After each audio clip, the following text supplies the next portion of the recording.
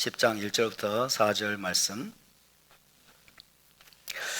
다 같이 한 목소리로 봉독합니다. 시작. 예수와께서 그의 12제자를 부르사 더러운 귀신을 쫓아내며 모든 병과 모든 약한 것을 고치는 권능을 주시니라.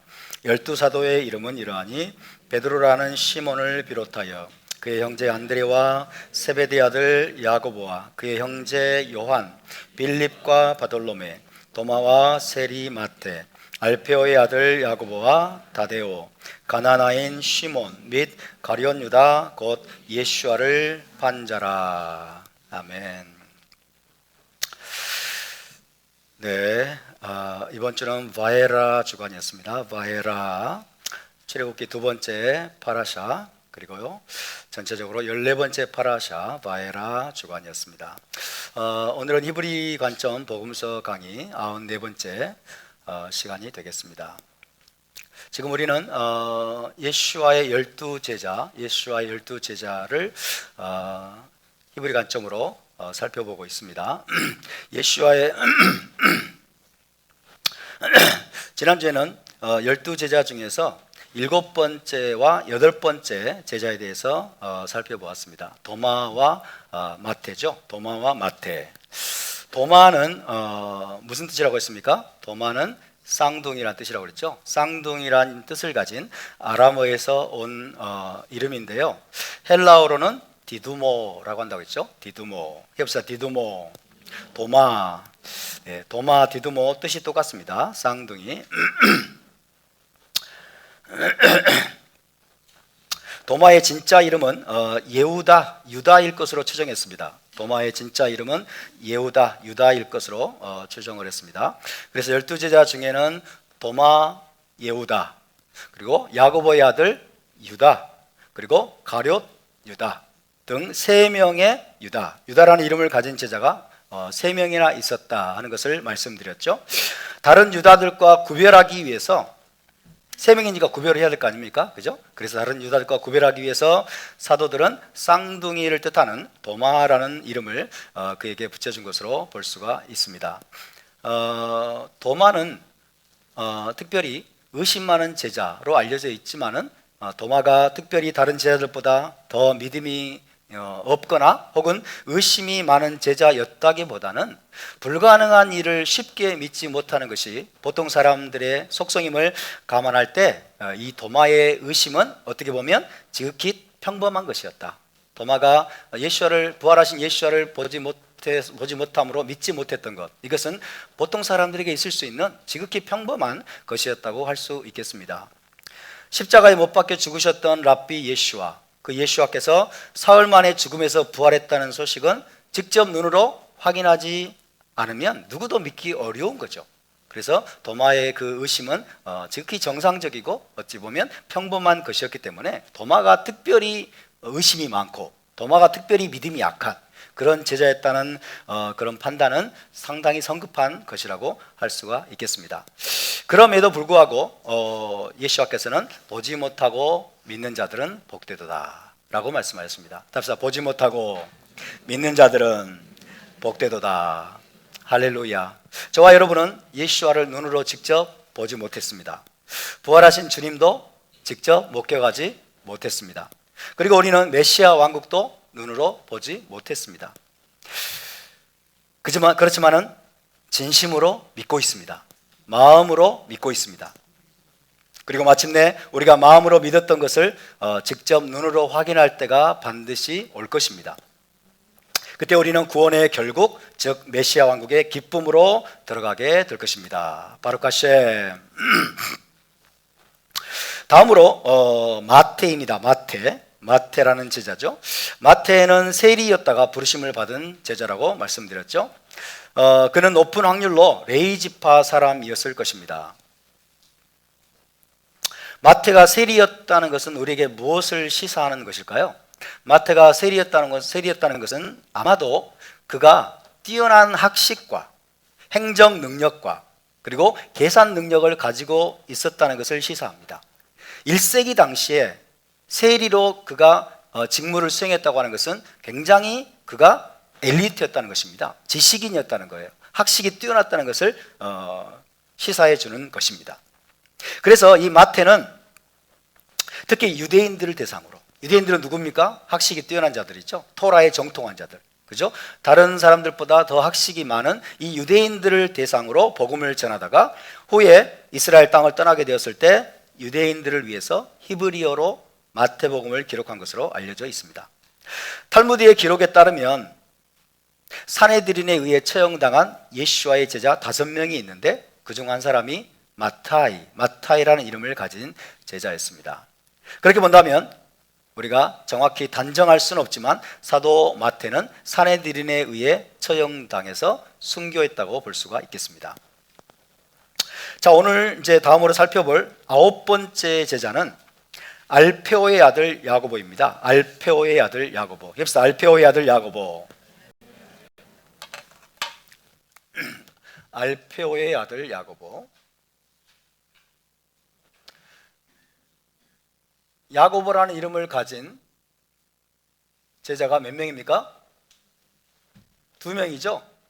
세베대의 아들 야고보. 세베대의 아들 야고보와 알페오의 아들 야고보가 있습니다. 세베대의 아들 야고보는 히브리어로 하면 야콥이라고 했죠. 야콥 벤 자브다이 그랬죠. 야콥 벤 자브다이. 합시다. 야콥 벤 자브다이. 알페오의 아들 야고보는 야콥 벤 할파이. 벤 할파이. 합시다. 야콥 벤 할파이. 야콥 벤 할파이. 세베대의 아들 야고보. 자, 야고보가 2명이니까 역시 자 세베대의 아들 야고보와 알페오의 아들 야고보를 구별해야 될 필요가 있었겠죠. 그래서 구별하기 위해서 예수와께서 야고보와 요한에게 어떤 별명을 주셨습니까? 보아너게, 그죠? 보아너게, 우리의 아들들, 그죠? 보아너게라는 이름을 더하셨고, 그뿐만 아니라 세베대의 아들 야고보는 아마 큰 야고보라고 불렸을 거예요. 큰 야고보. 그리고 알페오의 아들 야고보는 작은 야고보라고 불렸을 것으로 추정해 볼 수 있습니다. 자, 그것을 추정할 수 있게 해주는 구절이 있죠. 구절이 바로 마가복음 15장 40절입니다. 한번 볼까요? 마가복음 15장 40절에 알페오의 아들 야고보로 추정되는 작은 야고보라는 표현이 나옵니다. 그리고 그의 어머니와 동생의 이름도 기록되어 있습니다. 작은 야고보. 마가복음 15장 40절. 마가복음 15장 40절 말씀.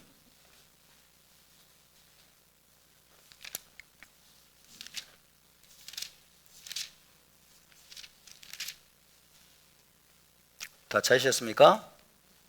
함께 봉독합니다. 시작. 멀리서 바라보는 여자들도 있었는데 그 중에 막달라 마리아와 또 작은 야고보 나오죠? 야콥 하카탄, 작은 야고보. 이 사람이 바로 알페오의 아들 야고보였을 것으로 추정이 됩니다. 작은 야고보와 요셉은 요셉이라고 할 수 있어요. 요셉, 그죠? 작은 야고보와 요셉은 형제일 것입니다. 그래서 작은 야고보와 요셉의 어머니 마리아. 작은 야고보의 어머니는 마리아였을 것이다. 이름이 마리아입니다. 또 살로메가 있었으니, 이 살로메가 누구라고 그랬죠? 세베대의 아들 야고보와 요한의 어머니 살로메, 슐로밋. 자, 이 살로메가 세베대의 아들 야고보의 어머니라는 것은 어떻게 알 수 있습니까?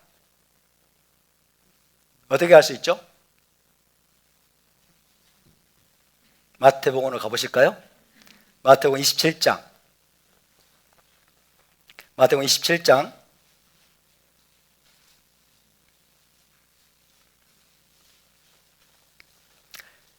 55절 56절 읽어보겠습니다. 자, 십자가에 못 박히신 예수와를 멀리서 바라보고 있는 여성 제자들이라고 그랬죠? 55절 56절을 함께 읽습니다. 시작. 예수와를 섬기며 갈릴리에서부터 따라온 많은 여자가 거기 있어 멀리서 바라보고 있으니 그 중에는 막달라 마리아와 또 야고보와 요셉의 어머니 마리아. 이 야고보가 뭐예요? 알페오의 아들 야고보예요. 야고보와 요셉의 어머니 마리아와 또 세베대 아들들의 어머니도 있더라. 그죠? 마태복음에는 세베대 아들들의 어머니라고 되어 있는데 이름이 안 나와 있어요. 근데 마가복음에는 아까 이름이 나와 있죠? 그죠? 세베대 아들들의 어머니 누구예요? 살로메. 그죠? 슐로밋. 살로메, 슐로밋입니다.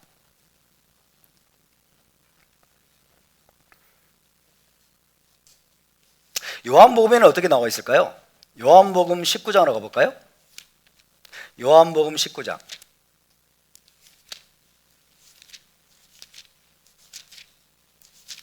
오늘 계시가 열리는 날입니다. 요한복음 19장 25절.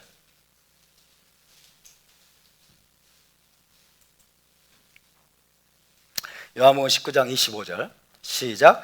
예수와의 십자가 곁에는 그 어머니와 이모와 글로바의 아내 마리아와 막달라 마리아가 섰는지라 그랬어요. 예수와의 십자가 곁에 누가 서 있어요? 그 어머니 누구예요? 마리아. 이모와 글로바의 아내 마리아와 막달라 마리아가 섰는지라 그랬어요. 그렇죠? 글로바의 아내 마리아, 막달라 마리아도 있고 예수와의 어머니 마리아도 있는데 그 다음에 뭐라고 했어요? 이모라고 했어요. 그 이모는 누구일까요? 세베대 아들 요한, 야고보와 요한의 어머니 살로메, 슐로밋입니다. 슐로밋. 자 보세요. 예수와의 어머니, 예수와의 어머니가 누구죠? 마리아예요. 마리아가 있어요. 그 다음에 살로메가 있습니다. 살로메는 슐로밋이죠. 이 살로메가 마리아의 여동생이라고 할 수 있어요. 누이입니다. 그러면 예수와께 이 살로메는 무슨 관계예요? 이모죠, 이모. 이모라고 돼 있잖아요, 이모. 이모예요. 자, 살로메의 아들들이 누구예요? 야고보와 요한이죠. 그러면 살로메의 남편은 누구일까요? 세베대. 세베대. 그죠? 그러면 예수와께 살로메는 이모고 그 다음에 세베대는 이모부예요. 그리고 야고보와 요한은 뭐예요? 이종사촌. 사촌지간이야. 이종사촌. 그러니까 평소부터 예수를 잘 알고 있었던 야고보와 요한. 그리고 신뢰하고 늘 따르고 있었던 야고보와 요한. 그래서 예수와의 제자로 따르는데 큰 문제가 없었겠죠. 야고보와 자, 그 다음에 이런 배경을 여러분이 이해하시면 26절, 27절 오늘 지금 말씀드린 건 보너스예요. 26절, 27절 시작. 예수와께서 자기의 어머니와 사랑하시는 제자가 곁에 서 있는 것을 보시고, 사랑하시는 제자는 누구죠? 요한이죠. 사랑하신 제자가 곁에 서 있는 것을 보시고 자기 어머니께 말씀하시되 여자여 보소서 아들이니이다. 이 아들이 누구예요? 요한을 가리키는 거죠. 여자여 보소서 아들입니다. 27절 또 그 제자에게 이르시되 보라 내 어머니라 하신대 그때부터 그 제자가 자기 집에 모시니라. 예수께서 왜 사도 요한에게 자기 어머니 마리아를 모시도록 부탁을 하셨을까요? 여러 가지 이유가 있겠지만 그 중에 하나가 뭐예요? 요한에게 있어서 마리아가 이모이니까. 마리아가 이모이기 때문에 마리아를 모시는데 아무 문제가 없어요. 그렇죠? 그냥 물론 마리아가 자기하고 뭐 인척지간이 아닌 그냥 단순히 예수와의 어머니였더라도, 아무 관계가 없는 어머니였더라도 물론 오셨을 거예요. 그렇지만 조금 더 우리가 이 배경을 아주 납득이 가능하게 이해를 한다면, 이런 배경에서 이해한다면 요한에게서 마리아는 예수와의 어머니지만 자기 이모예요. 자기 이모이기 때문에 그 이모를 평생 동안 이제 자기 어머니처럼 모시는데 아무 문제가 없었을 것이고, 예수와는 그렇기 때문에 요한에게 마리아를 부탁을 하시고 이제 십자가에서 돌아가셨을 것으로 이해가 됩니다. 이해가 되시면 아멘. 자, 이런 배경들을 여러분이 이해를 해주시면 훨씬 더 성경이 드라마틱하게 아마 열리게 될 것입니다. 자, 이것은 여기까지 말씀드리고요. 불행하게도요, 알페오의 아들 야고보에 대한 그 밖의 정보는 어디에도 나오지 않습니다. 성경에 어디에도 나오지 않아요. 야고보란 이름이 예수와의 동생 야고보하고 또 혼동이 되잖아요. 예수와의 동생 야고보, 주의 형제 야고보와 혼동되는 측면이 있기 때문에 기독교 전승에서도 알페오의 아들 야고보는 잘 안 나옵니다. 거의 안 나와요. 왜? 예수와의 제자와 형제 야고보와 헷갈릴 수 있기 때문에 그런 기록이 어디에도 지금 언급이 되어 있지 않습니다. 하지만 분명한 것은 이 알페오의 아들 야고보, 이도 역시 12제자에 속한 사람이었기 때문에 예수와 승천 후에 주변 세계에 메시아 왕국 복음을 전파하고 예수와를 증거하는 일에 자신의 삶 전체를 바쳤을 것이라는 것은 의심할 여지가 없습니다. 할렐루야. 다음으로 넘어가겠습니다. 10번째 제자입니다. 이제 10번째 제자. 10번째 제자는 누구입니까? 야고보의 아들 유다입니다. 야고보의 아들 유다.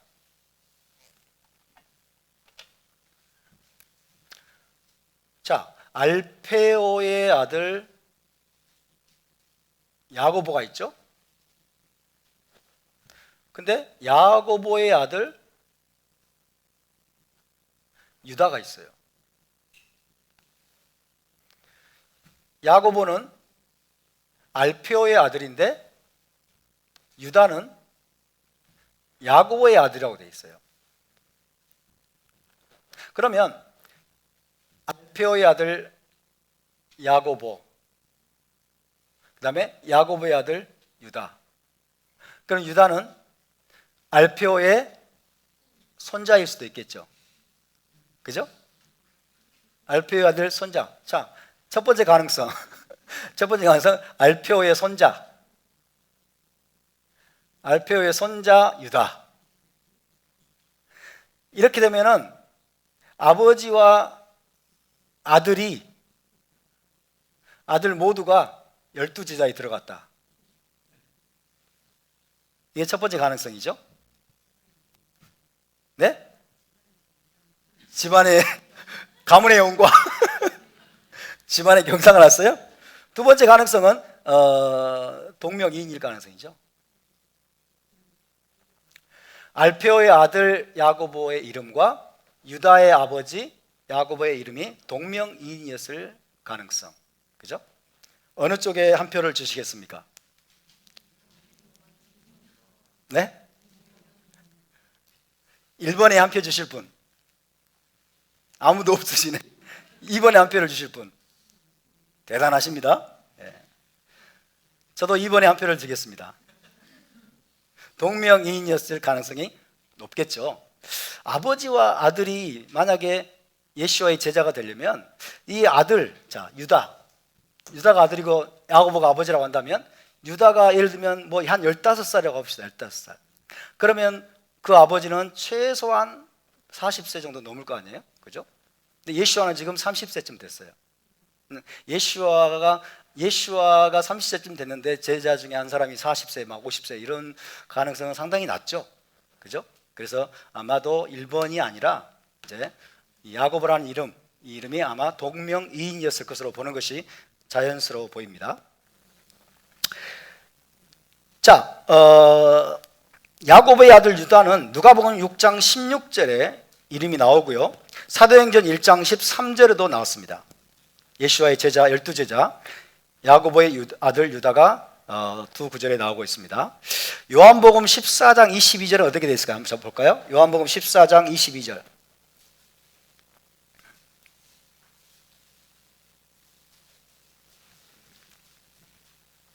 요한복음 14장 22절.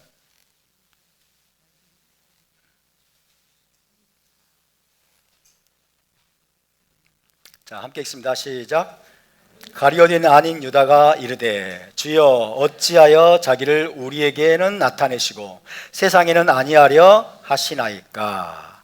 가룟 아닌 유다라고 지금 말씀하고 있습니다. 가룟 아닌 유다. 가룟 유다가 아닌 유다가 예수와께 질문한 내용인데, 이 유다가 누구일까요? 야고보의 아들 유다입니다. 야고보의 아들 유다. 자, 그래서 유다가 세 명이라고 말씀드렸죠. 도마 유다,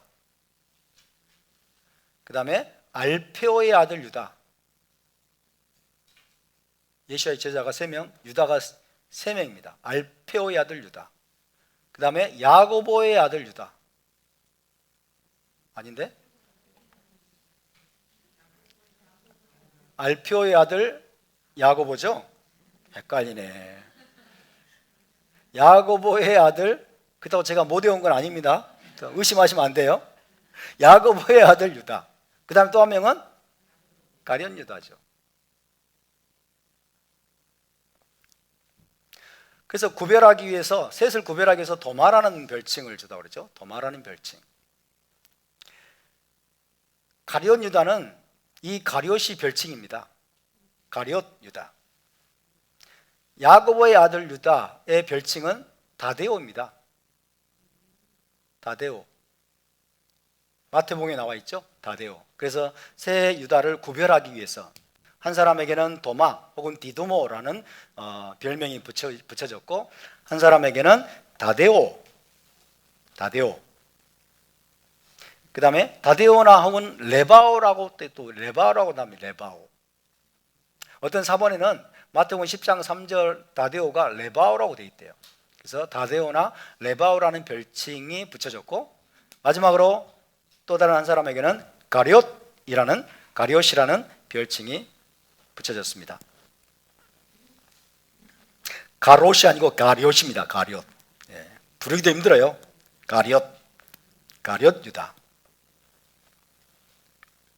자, 다데오와 레바오의 어근은 불분명하기 때문에 그냥 넘어가겠습니다. 다데오, 레바오 어근이 좀 불분명해요. 초기 교회 전설에 따르면요, 사도 도마가 다데오를 에데사라는 도시로 보냈다고 합니다. 시리아 지역에 있는 에데사라는 지역으로 다데오를 도마가 보냈다. 그래서 다데오가 그 도시에 이제 시리아 기독교를 개척했다라는 전설이 있습니다. 시리아 지역에 이제 기독교를 개척한 사람이 바로 다데오다. 그런데 메시아닉 랍비인 리텐슈타인은요, 다데오가 탈무드에 언급된 제자 토다와 동일 인물이라고 추정을 해요. 다데오는 토다하고 발음이 좀 비슷하죠? 토다, 그죠? 비슷합니다. 토다가 뭐예요? 감사라는 뜻이잖아요. 산헤드린이 예수와의 제자 몇 명을 처형했다고 그랬죠? 5명. 5명을 처형을 했는데 그 중에 한 사람이 마타이라는 제자고, 그 다음 또 한 사람은 토다라는 제자를 산헤드린이 처형을 했다. 그래서 이 다데오가 바로 토다라고 리텐슈타인은 언급을 하고 있습니다. 그럴 가능성도 있겠죠. 그렇게 본다면 12제자 중에서 마타이와 다데오가 산헤드린에게 처형당했을 가능성이 있습니다. 자, 다데오에 대한 언급도 그 밖에는 나오지 않아요. 그래서 다데오에 대한 언급도 이제 여기까지 나누고 넘어가겠습니다. 다음으로 11번째 제자. 11번째 제자는 누구입니까? 가나나인 시몬이죠. 가나나인 시몬. 해봅시다. 가나나인 시몬. 네, 가나나인 이렇게 돼 있어요. 가나나인 시몬. 이름이 뭐예요? 이름이 시몬이죠. 이름이 시몬이고, 가나나인은 역시 별칭이겠죠. 별칭. 가나나인 시몬. 예수와의 12제자 중에서 시몬이라는 이름을 가진 두 번째 제자입니다. 자, 시몬이라는 이름을 가진 첫 번째 제자는 누구죠? 시몬 베드로. 그 다음에 두 번째로 가나나인 시몬이죠. 가나나인이란 단어, 이 가나나인이란 단어는 헬라어로 카나나이오스입니다. 카나나이오스. 헬라어, 신약성경 헬라어 사본만 남아있죠 지금. 카나나이오스.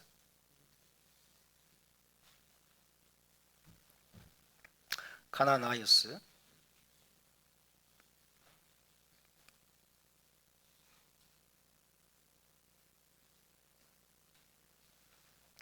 근데 이 카나나이오스라는 단어가 어근도 불분명하고 의미도 불분명해 가지고 번역자들 그리고 필사자들 이런 사람들을 너무너무 괴롭힌 단어예요. 카나나이오스. 도대체 어근이 뭔지 의미가 뭔지 종잡을 수가 없어요. 그래서 많은 필사자들 번역자들을 괴롭힌 단어입니다. 그래서 실제로 킹 제임스 역본, 제가 과거에 말씀드린 적이 있는데 KJV죠. 킹 제임스 역본의 지자들은 이 가나나인 시몬을 어떻게 번역을 했냐면 사이먼 케이너나이트라고 번역했어요. 케이너나이트, 사이먼 더 케이너나이트.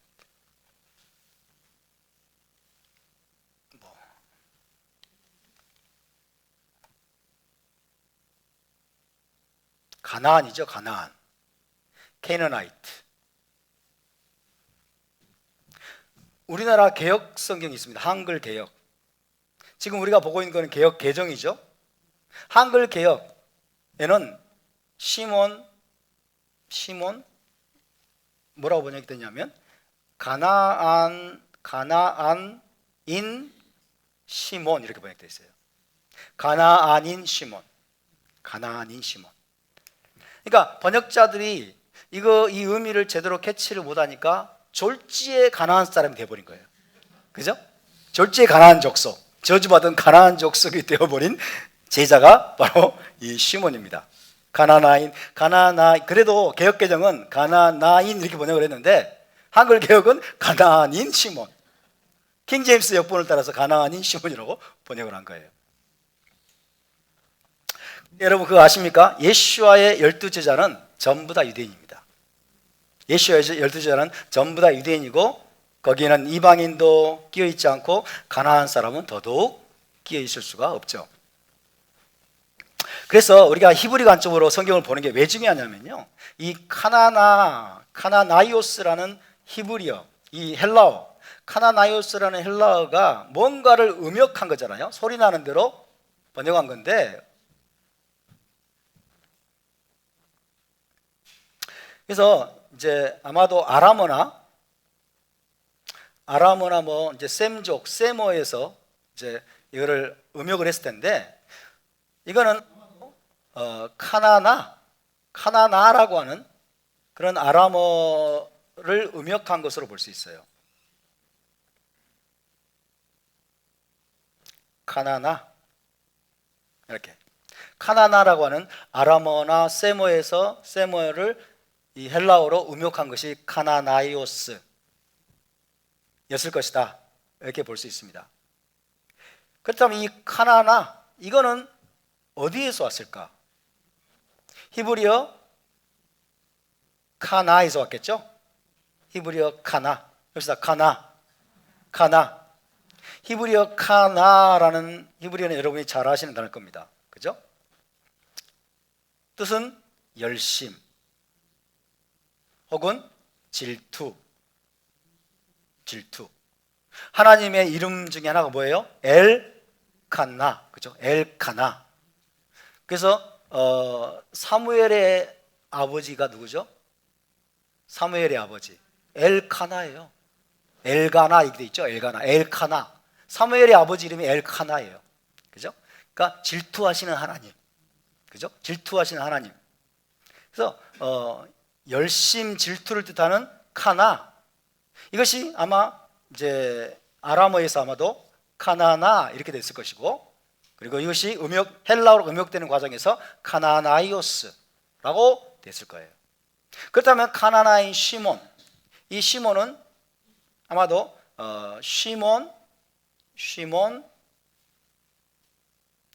카나이,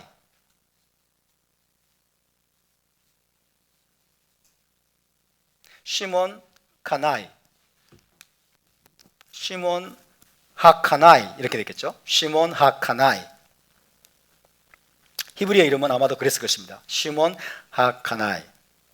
그래서 이 카나가 열심, 질투라는 의미를 가지고 있기 때문에 시몬 하카나이는 열심당원, 그죠? 열심당원 시몬 이렇게 되겠죠. 열심당원 시몬. 그래서 가나나인 시몬은 우리말로 번역을 해보면 열심당원 시몬, 이렇게 번역할 수 있어요. 열심당원 시몬. 자, 열심당원이라고 번역을 했지만 열심당원 시몬이지만은 현대적인 용어로 번역을 해보면 테러리스트 시몬입니다. 테러리스트 시몬.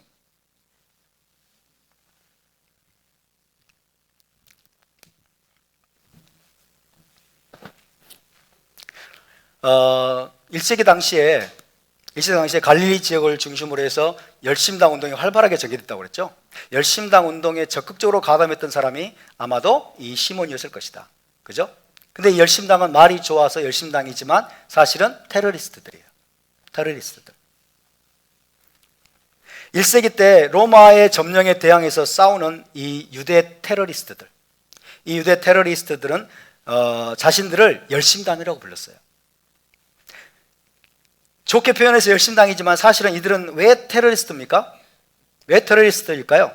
로마 제국을 축출하고 유대 민족 국가를 세울 목표를 달성하기 위해서 폭력과 테러까지 서슴지 않는 자들이기 때문에, 폭력과 테러를 서슴지 않는 자들이기 때문에 이들은 테러리스트예요. 유대 테러리스트들. 그죠? 하마스. 그죠? 하마스는 이슬람 테러리스트예요. 그 다음에 헤스볼라, 예멘의 후티. 그죠? 이런 자들은 아이시스, 이런 자들은 이슬람 테러리스트죠. 근데 열심당은 유대 테러리스트들. 로마를 몰아내기 위해서라면, 로마를 축출하고 유대 민족 국가를 세우기 위해서라면 폭력과 테러까지 사용해야 된다 라고 주장하는 사람들이었기 때문에, 그리고 실제로 그랬어요. 실제로 테러를 저질렀어. 유대 민족을 배반한 자들을 암살하기도 하고, 그죠? 암살하기도 하고 테러를 저지르는 그런 일들을 했습니다. 그래서 이들은 말이 좋아서 열심당이지만 사실은 테러를 서슴지 않는 단체였다는 것을 우리가 알아야 되겠습니다. 이 사람들은요, 그들의 폭력을 정당화하기 위해서 비누아스의 열심을 근거로 들었습니다. 토라에 기록된. 비누아스도 폭력을 사용하지 않았느냐? 비누아스도 창으로 찔러 죽이지 않았느냐? 그래서 비누아스의 열심을 근거로 들면서 자신들의 폭력을 그렇게 정당화했습니다.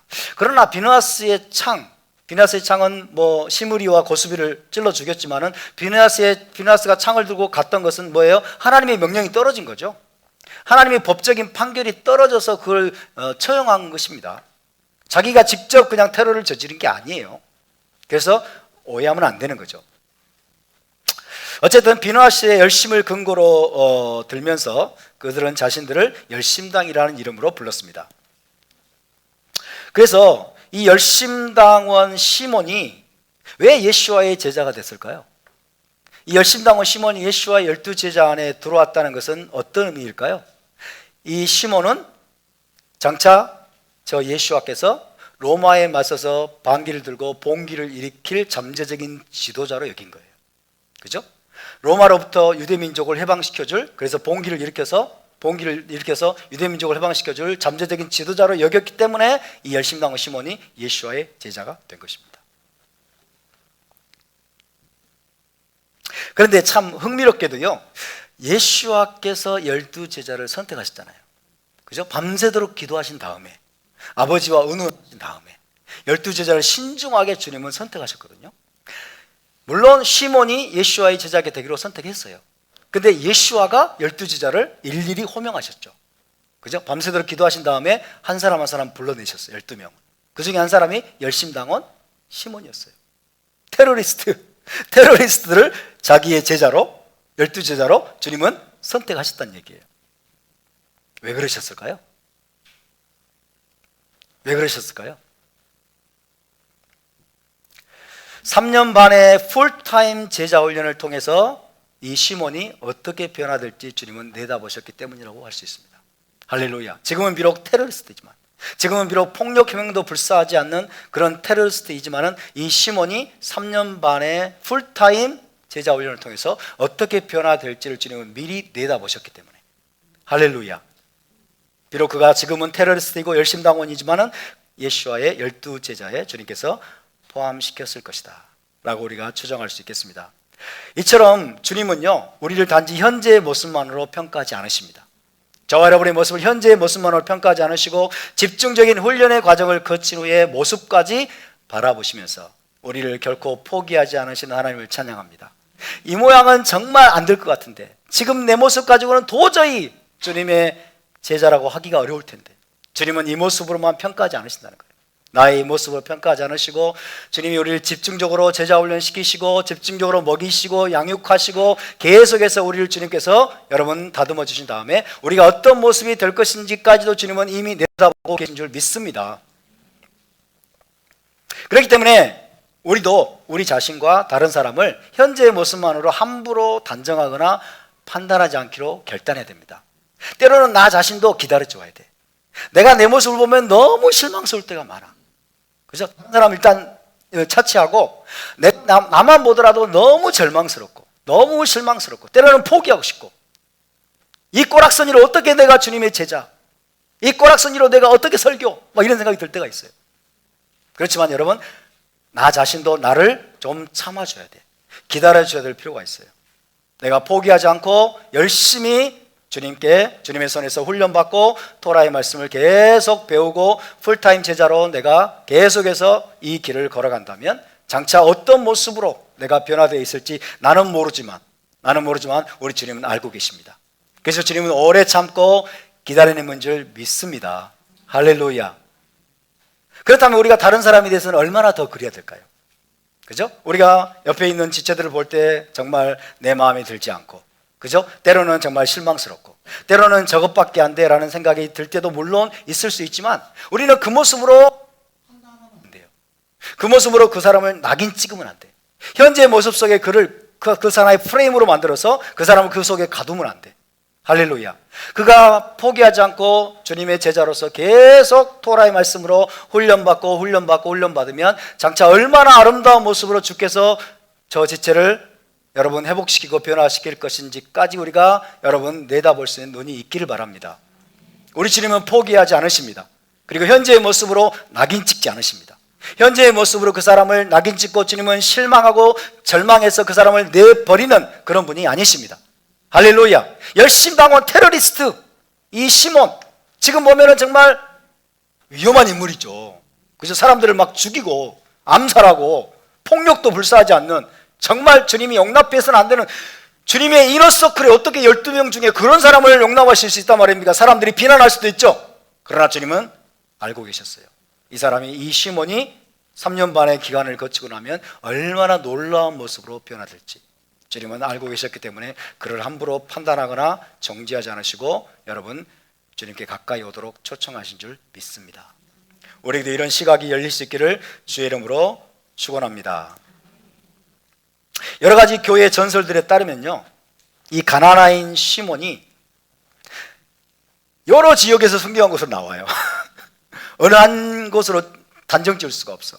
여러 전설에 따르면 여기에서 저기에서 또 다른 곳에서 순교의 제물로 드려졌다라고 하는 기록들이 있습니다. 장소를 우리가 특정할 수는 없지만 중요한 건 뭐예요? 이 시몬, 이 열심당원 시몬이 예수와께서 승천하신 이후에 3년 반 동안의 풀타임 제자로 훈련받은 이후에 이 시몬은 폭력 혁명을 포기했다는 거예요. 테러리스트의 정체성을 포기하고 폭력 혁명을 포기하고 여러분 천국 복음, 메시아 왕국 복음을 여러분 이방 세계에 전하는 일에 자기의 삶을 바치다가 순교의 제물로 하나님께 드려졌다는 거예요. 할렐루야. 3년 반의 기간을 거치는 동안 이 시몬, 열심당원 시몬은 완전히 변화되었습니다. 완전히 변화되어서 다른 사람이 됐어요. 그렇게 폭력으로 로마를 뒤집어 엎으려고 했던 여러분 열심당원이었지만은 이제는 그것들을 완전히 포기하고 여러분 주님의 명령을 따라서 천국 복음을, 메시아 복음을 전하는 일에 자신의 삶 전체를 바친 위대한 주님의 사도가 되었습니다. 할렐루야. 따라서 이 열심당원 시몬은요, 누구든지 예수와를 가까이 따르며 그분의 가르침을 쉐마하면, 정말로 쉐마하면 놀랍게 변화될 수 있음을 보여주는 증인이라고 할 수 있어요. 아멘. 누구든지 어떤 사상을 가지고 어떤 생각을 가지고 어떤 성향을 가진 사람이라 할지라도 주님께 가까이 와서 그분의 음성을 듣고 그분의 토라를 배우면서 주님께 쉐마하면 그 사람은 변화될 수 있다. 그래서 예수와의 증인이 될 수 있고 메시아 복음을 전하는 증인이 될 수 있음을 보여주는 생생한 여러분 증거가 되는 인물이 바로 열심당원 시몬입니다.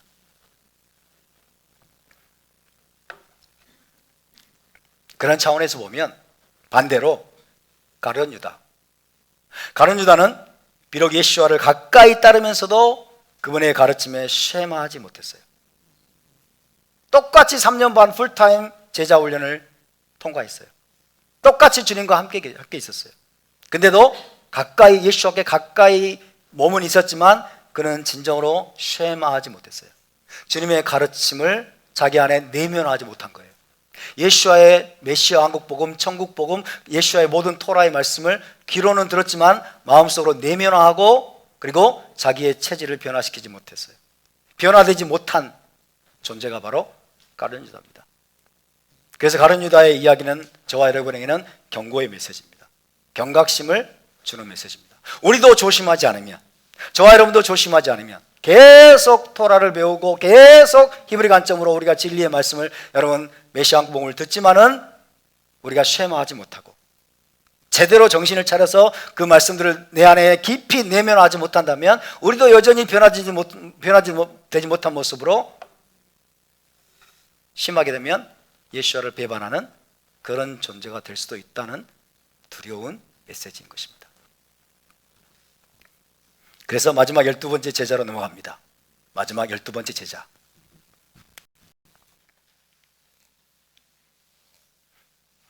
가룟 유다입니다.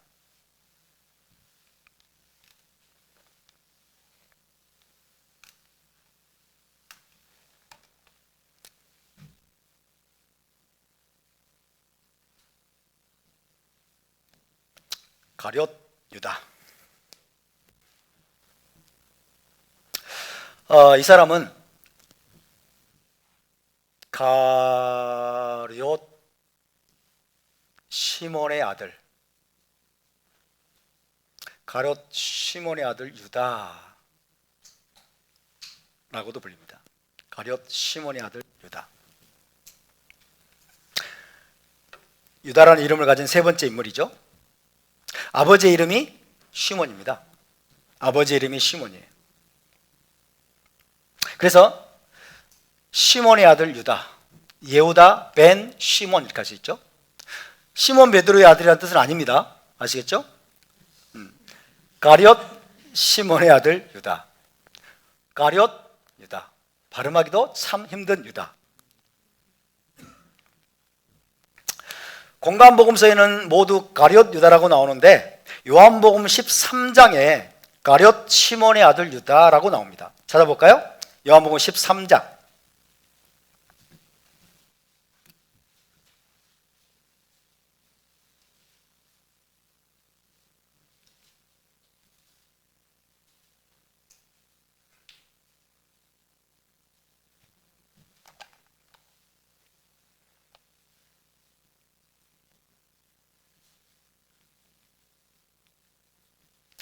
요한복음 13장 2절을 볼까요? 2절 시작. 마귀가 벌써 시몬의 아들 가룟 유다의 마음에 예수를 팔려는 생각을 넣었더라. 26절 시작. 예수께서 대답하시되 내가 떡 한 조각을 적셔다 주는 자가 그니라 하시고 곧 떡 한 조각을 적셔서 가룟 시몬의 아들 유다에게 주시니. 가룟 시몬의 아들 유다 그랬죠? 2절에서는 시몬의 아들 가룟 유다 그랬죠? 시몬의 아들 가룟 유다. 자, 시몬의 아들 유다가 히브리식 이름이에요. 시몬의 아들 유다, 예후다 벤 시몬입니다. 그렇다면 이 가룟이란 말은 뭘까요? 가룟.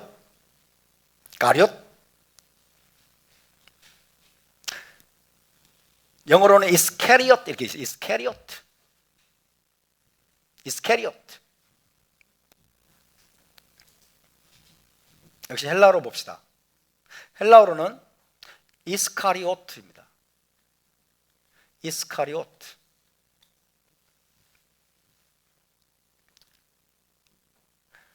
이스카리오트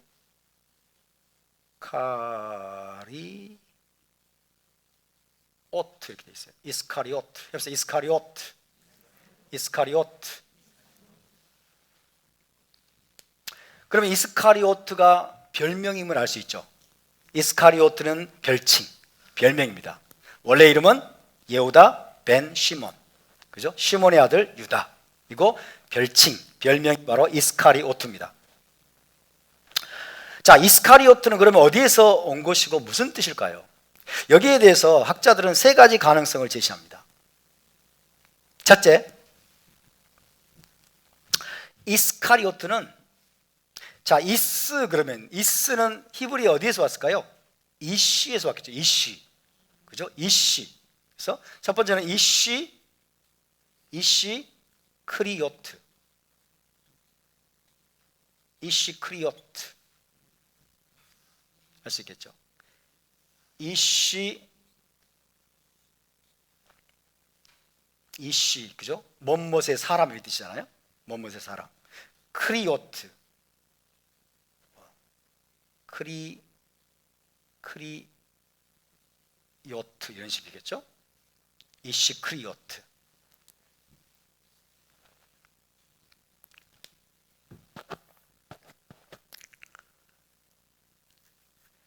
이쉬는 사람입니다. 크리오트는 뭘까요? 지명입니다. 지명. 그래서 크리옷 사람, 크리옷 출신 이런 뜻이죠. 크리옷이란 마을이죠. 마을. 크리옷 출신, 크리옷 사람 예후다. 크리옷 사람 예후다. 크리옷 출신 예후다. 이런 뜻이 됩니다. 이쉬 크리오트. 상당히 설득력 있죠. 상당히 설득력 있습니다. 두 번째 가능성.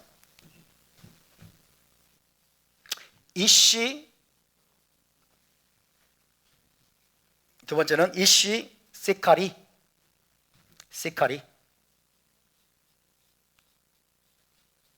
이쉬 시카리.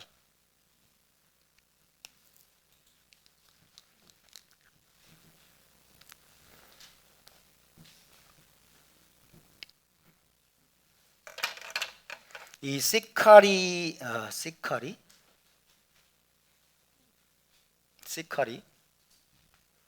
히브리어로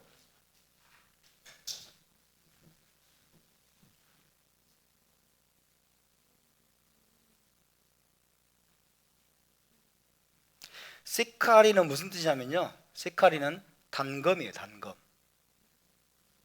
짧은 검 있죠? 단검. 이쉬 시카리. 그래서 이쉬 시카리가 뭘까요? 단검의 사람, 그죠? 단검의 사람. 혹은 뭐 단검을 지니고 다니는 사람, 단검을 지니고 다니는 사람, 그런 뜻입니다. 실제로 1세기 당시 열심당 중에는 암살단이라고 할 수 있는 시카리당이 있었어요. 시카리당. 열심당 중에 한 분파입니다. 열심당 중에 시카리당. 시카리가 단검이라는 뜻이에요. 그래서 늘 단검을 지니고 다녀요. 이 사람들은 암살하려고, 그죠? 로마에 부역하는 자들 찾아가지고 암살하기 위해서 단검을 품속에 지니고 다니는 시카리당이 있었어요. 열심당 중에 한 분파예요. 시카리당. 시카리당은 번역하면 단검당이죠. 단검당. 그래서 늘 이 사람들은 가슴에 단검을 품고 다니면서 틈만 나면은 이제 로마에 부역하는 반역자들을 죽이려고 하는 사람들이었기 때문에 시카리당이라는 이름이 붙여졌어요. 단검당이라는. 자, 이런 맥락에서 지금 여러분, 가룟 유다도 열심당원 중에 한 사람이에요. 그죠? 가룟 유다도 열심당원 중에 한 사람으로서 그 중에서도 가룟 유다는 시카리당에 속해 있을 가능성이 있다. 시카리당에 속해 있어가지고 단검을 늘 지니고 다니는 사람 유다. 이시 시카리 이러면 단검의 사람 유다라는 이름이 될 수 있죠.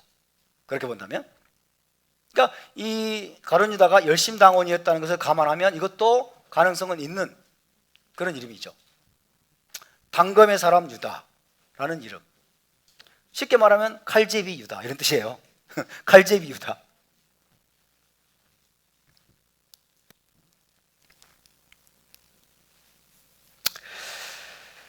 열심당원 시몬과 마찬가지로 그래서 유다도 역시 로마 제국을 몰아내고 유대 민족을 해방시킬 반란의 지도자가 예슈아일 거라는 기대감을 가지고 랍비 예슈아의 제자가 되었을 것입니다. 아마도 그런 기대가 충족되지 못한 실망감 때문에 그는 예슈아를 배반하고 은 30에 팔아 넘긴 거죠.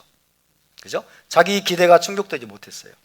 로마에 맞서서 봉기를 일으킬 그런 봉기의 그런 지도자가 돼야 되는데 글러먹었어. 딱 보니까 내 십자가에 못 박혀 죽는다고 그러고, 그러니까 너무 실망감이 큰 나머지 은 30에 이제 팔아 넘긴 거예요.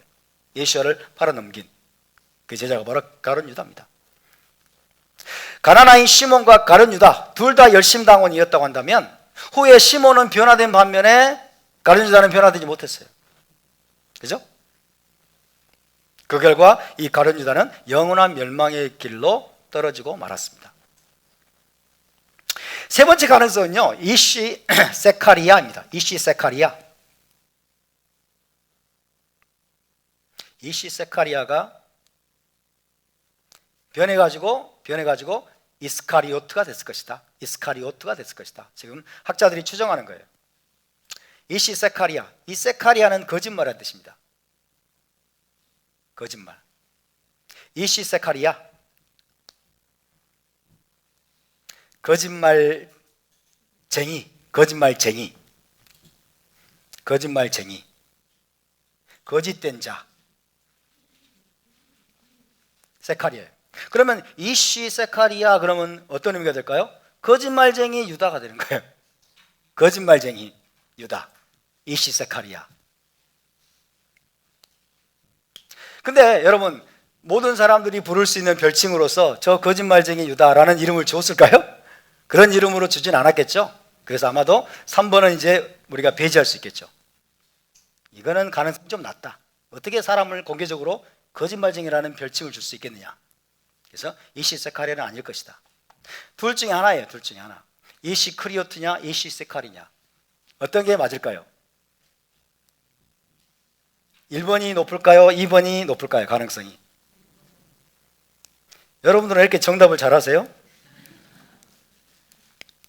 그죠? 첫 번째가 더 가능성이 높아 보입니다. 가룟 유다가 분명히 열심당이었던 건 사실이에요. 열심당이었겠지만은 그렇다고 해서 그의 이름을 당검의 사람 이렇게 부르지는 않았겠죠. 저 칼제비 유다 이렇게 아마 부르지는 않았을 거예요. 그죠? 아마도 지역 이름으로. 그래서 크리오 출신, 크리오 사람 유다 이렇게 아마 불렀을 가능성이 높아 보입니다. 그래서 아마 이시크리오트, 이스카리오트는 이시크리오트였을 것이다. 해봅시다. 이시크리오트.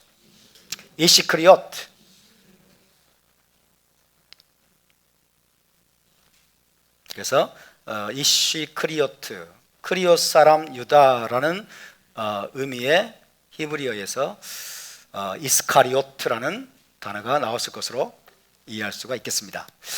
자, 이 가룟 유다는 12제자 그룹에서 무엇을 담당했죠? 재정을 담당했어요. 재정 담당이었습니다. 그래서 가룟 유다에게는 돈꾀가 맡겨졌어요. 돈 주머니라고 할 수 있죠. 돈꾀 혹은 돈 주머니를 가룟 유다는 늘 가지고 다니면서 12제자 그룹이 필요한 물건들을 구입하게 됐을 거예요. 물건들을 구입하기도 하고 가난한 자들을 또 구제하는 일을 또 담당을 했을 거예요. 그죠? 가룟 유다는 재정 담당이었습니다.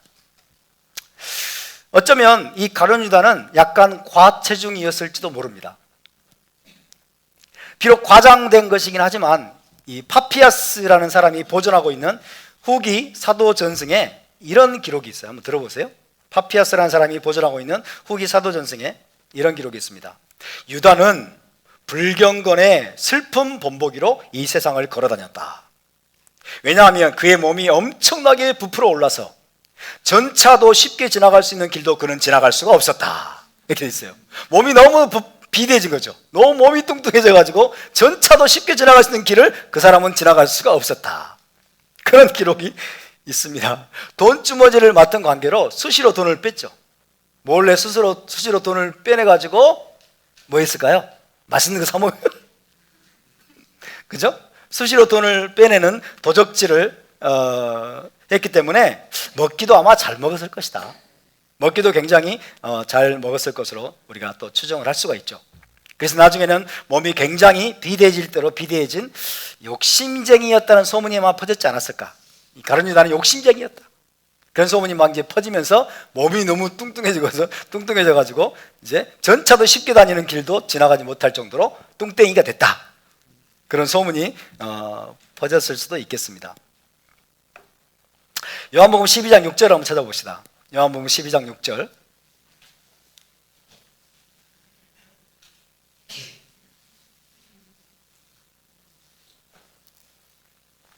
요한복음 12장 6절입니다. 시작. 이렇게 말하면 가난한 자들을 생각함이 아니요 그는 도둑이라. 돈꾀를 맞고 거기 넣는 것을 훔쳐감이러라. 이 사람은 돈꾀를 맡은 사람인데, 재정 담당인데 도둑이에요, 도둑. 그래서 거기 넣는 것을 수시로 훔쳐간 사람입니다. 가룟 유다는 돈 계산에 빨랐어요. 돈 계산은 빠르고 재정적인 능력이 뛰어났기 때문에 돈꾀를 맡고 재정을 담당했을지 모르지만 돈에 대한 탐욕에 사로잡힌 자였음을 알 수 있습니다. 그래서 그가 예수와를 팔아넘긴 이유 중에 하나도 은 30을 받기 위해서, 그죠? 은 30을 제사장들에게 받기 위해서 예수와를 팔아넘겼다는 것을 알 수가 있습니다.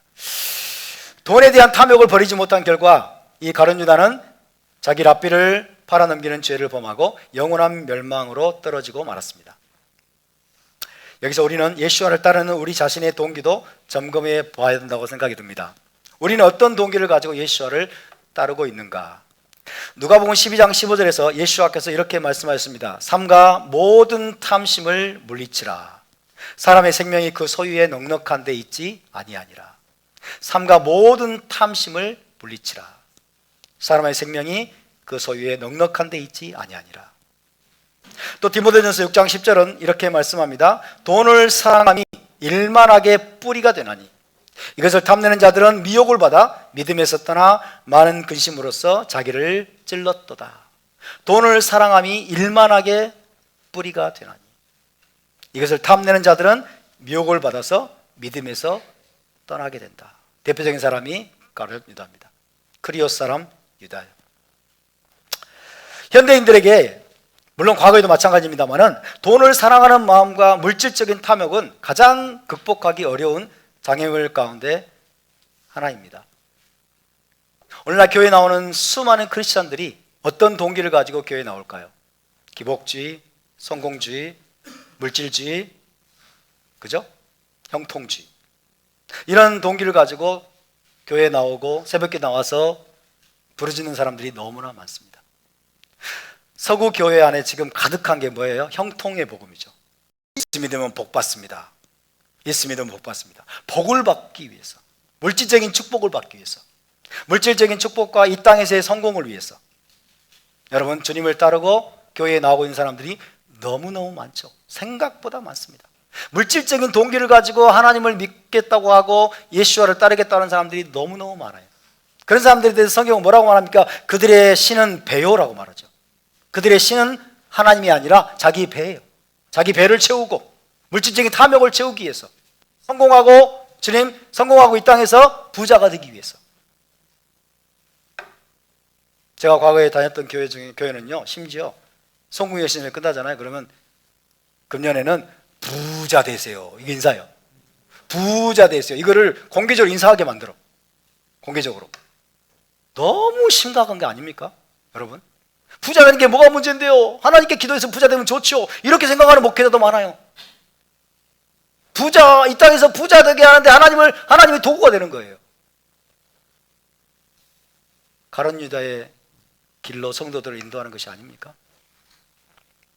기복주의, 성공주의, 물질적인 탐욕, 이런 것들이 우리가 정말 하나님을 따르고 예수와의 진실한 제자가 되는데 가장 큰 장애물 중에 하나입니다. 하나님과 재물을 겸하여 섬길 수 없느니라.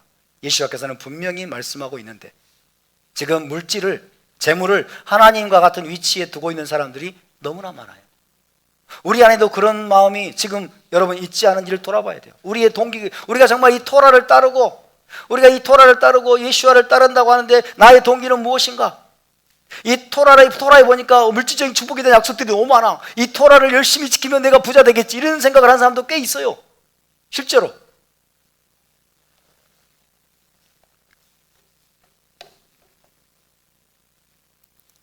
그러나 여러분, 우리는 더 크고 영원한 보화를 바라보며 가는 자들입니다. 할렐루야.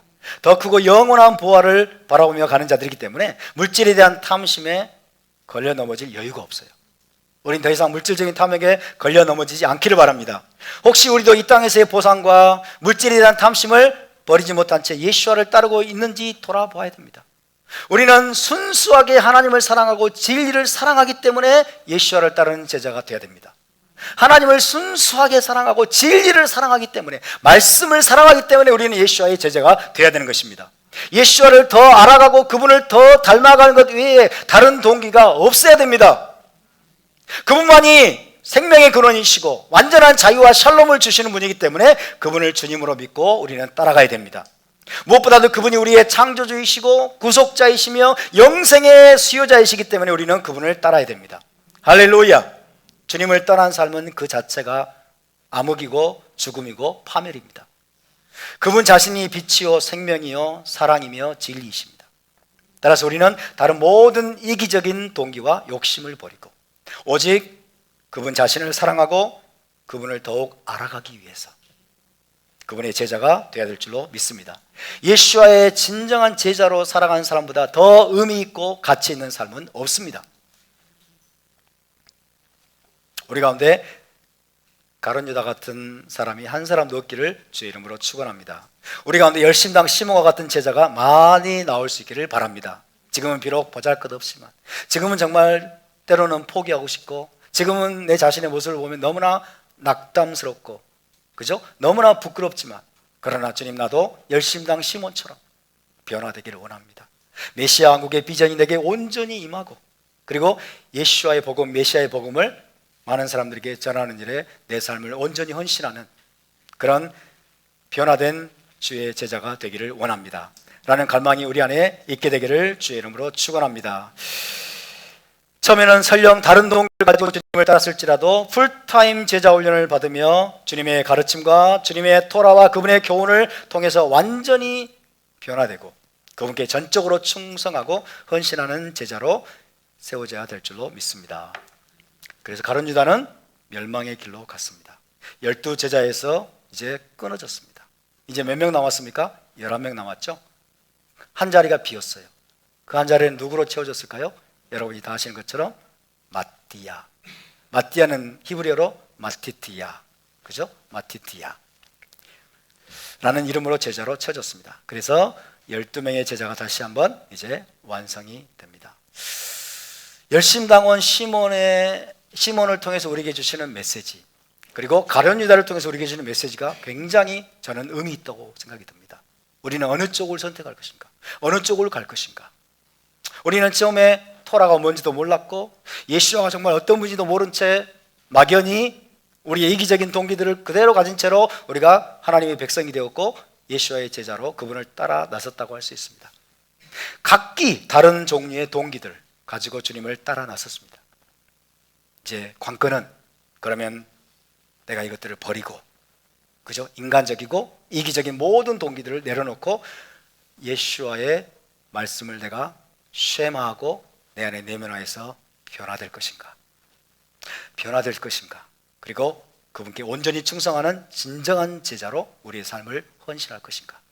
아니면 3년 반 동안 똑같이 예수와를 따라다녔지만은 조금도 그분의 말씀을 쉐마하지 못한 채 자기의 탐욕, 자기의 이기적인 욕망을 여전히 버리지 못하고 결국에는 예수와를 배반하고 멸망의 길로 가버린 가룟 유다의 길을 갈 것인가? 우리는 계속해서 선택해야 될 줄로 믿습니다. 자, 오늘 여기까지 말씀을 나누고 다음 주에 이제 12제자는 마무리하고